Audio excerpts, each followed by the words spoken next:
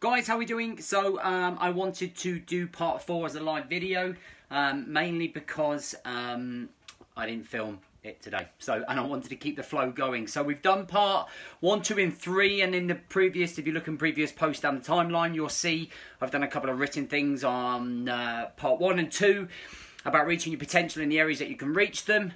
And in other areas, we've talked about barriers stopping us getting to our potential. Today we're going to talk about work and how we can get the most out of ourselves and potential with work. Yesterday we did health and how you can reach your potential within health. So now when it comes to work is a big area, big stress, a big part of everybody's life. We spend a lot of our time at work and sometimes we spend too much time there and we neglect all the people that we actually want to be around, like back at home.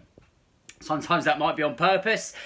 Sometimes that is just because you put yourself under pressure. So how can you get the best out of yourself from work? Now, there's obviously two different funnels you can go down here. There's one funnel where you can go down where you're working for yourself, and the other funnel is when you work for corporate or you work for somebody else, and a lot of that is taken up. So I guess one of the best things that you can do is actually know where you need to be to reach your potential. So if you have potential within your work, do you work for yourself? Does your company, how far can it go? So if you, for example, look at your business between now and 3 and 5 years, where's that business going? How's it going to grow? Or how are you going to reach that potential?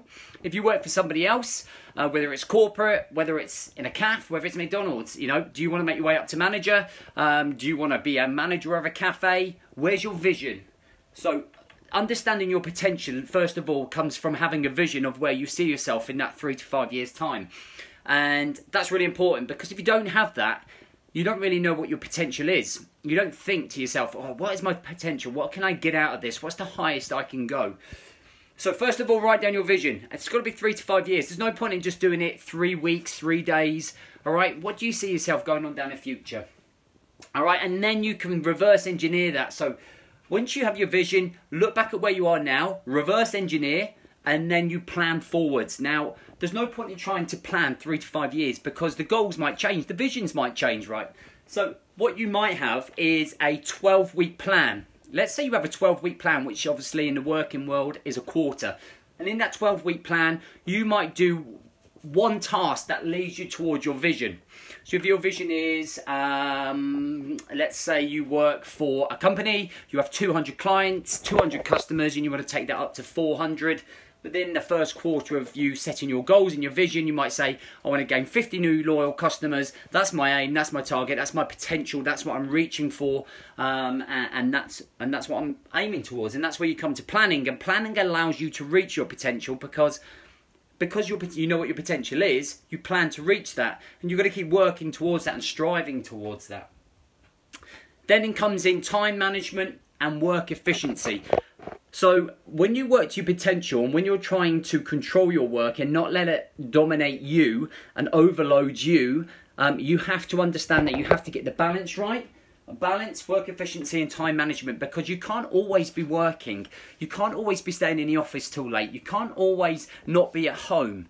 You have to have a work-life balance where you switch off, where you switch the phone on silent, where you don't deal with the subjects that you're having to deal with work, all right? And that allows you to reach your potential, because you're not hitting burnout, you're not hitting overload, you're not being bogged down consistently with work issues going on in your brain when you're actually with the family and you're not present, and you know the kids are asking you to play with them on a PlayStation or in the garden playing football, and you can't do that because all you're doing is, I've just got to do this on my phone, or I've just got to do this on my phone, and actually you become massively inefficient within your work.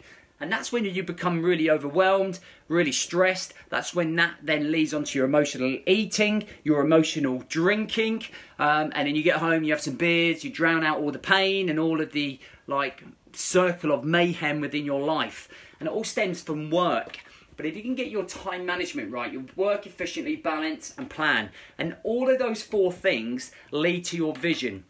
And the vision is your potential. So obviously we've got to be consistent with this. This is not going to happen overnight. This has got to be consistent, all right? And little wins each day and micromanaging, and that's a whole different video going into that type of stuff. But I just want you to be able to reach your potential as an individual, and I want you to understand that work isn't just necessarily about being in work, but it's about leaving work and leaving work at home. so that you can be present and then go back to work more efficient. Because I think the problem with work for a lot of people is that they put themselves under so much pressure and stress, dealing with budgets, dealing with emails, dealing with customers. And actually, do you know what? Those people and all of that comes secondary to being at home, which will lead us on to relationships and dealing with relationships and being a potential, the best you can be with your potential with relationships tomorrow. So I kind of hope that sort of opens up your eyes. It's probably stuff you already know. You probably already know this stuff, and you do know this stuff. You know that work is the biggest bugbear. You know it's the biggest stress. And you've got to be able to learn to build up your coping mechanisms. There you go, it's come out. To leave that at home, to deal with the stress and the overwhelm, because like a large majority of people don't enjoy their job or hate dealing with the bell-end customers, and hate dealing with the awkward clients. It just, you know, you've got to have a cut-off point. And I think that if you allow yourself that time off, just to summarise, you will go back into your work much more efficient, much more in control of your life. And actually work won't seem that bad, because you can just walk out the door, zip, the phone on aeroplane mode, and you don't have to worry. Okay, I hope that works. I probably beasted the hell out of that. So I've got to go. I'm going to go make dinner and wake up the little one. And I hope you enjoy the video. If you do, just drop a comment. Let me know. Make sure it helps. Anything else that you want to me to go over, I'm happy to. But tomorrow, part 1, 2, 3, 4, 5 will be about getting the most out of you and your relationships, and understanding your relationships, and maybe relationships that are not healthy for you. Something that I've definitely noticed in the last 2 years as growing myself is that I have definitely come around negative people that were in my circle, and we've got to try and block them out and try and introduce healthy relationships to help you move forward. All right. Listen, hope you have a great night. It's Wednesday night. It's midweek. It's The Apprentice. We get to watch the pros in action. Tumbleweed moment, and enjoy it, guys. All right. Have a good night.